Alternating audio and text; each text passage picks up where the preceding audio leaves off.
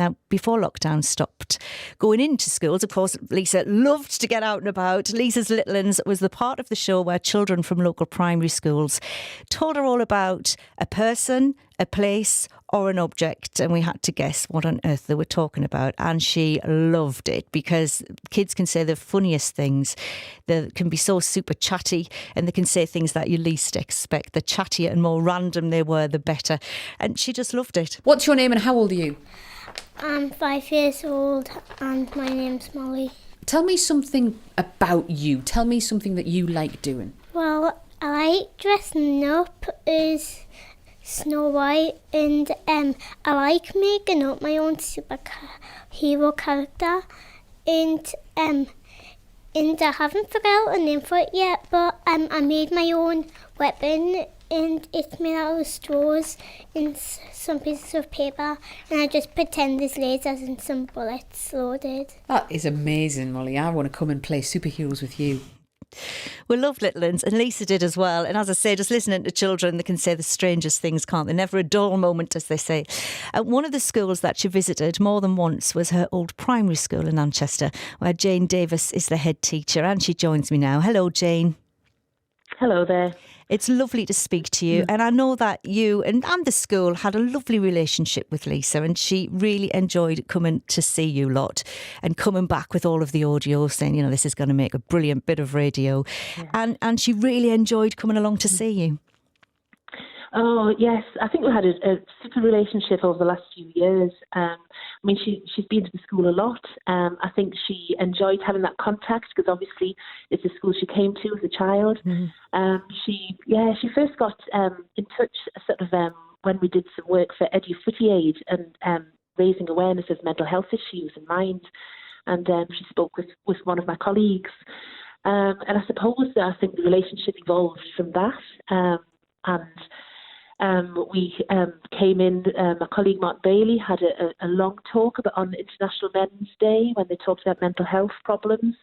And then I came in, we talked about terms of mental health from employer and employee perspective. And then, of course, she came into school and did Little Uns in school. And, oh, what a wonderful person. And I mean, obviously, I've been listening to the tributes and I can only echo what everyone says. I think everyone feels a part of her life because she's, you know, she was such a wonderful, lively, vibrant sort of, you know, the belle of the ball, really. You know, she was, you know, when she was in the room, she lit the whole room up just by her presence.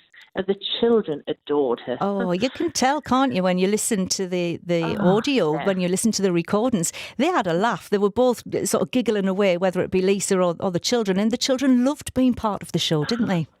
Oh, they absolutely did. And I mean, you know, they were always a little bit nervous, you know, because, you know, they knew they were going to sort of be recorded. But she just had a knack to her where she just made them feel at ease, and her manner, the way she talked with them, you know, it wasn't questioning. It was just having a good old chat with a friend.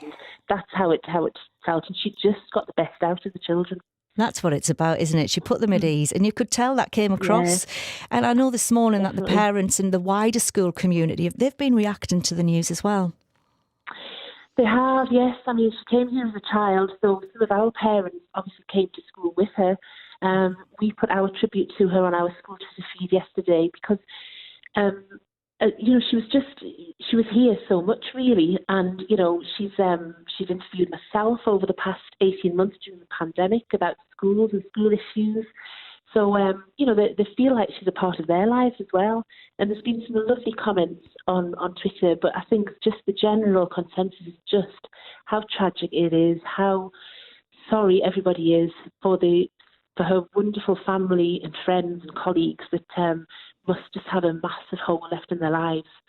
I think, you know, for us, it's, you know, it's however much we can sympathise and empathise, we go back to our own lives, we go back to our families. You know, her husband and parents and sisters and family, they don't have that. That hole is there forever. And yourselves as colleagues, it's massive.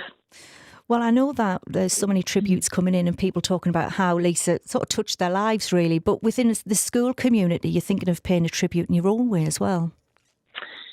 We are, yes. I don't know whether we would have your permission, but we are starting a little sort of an outdoor play group.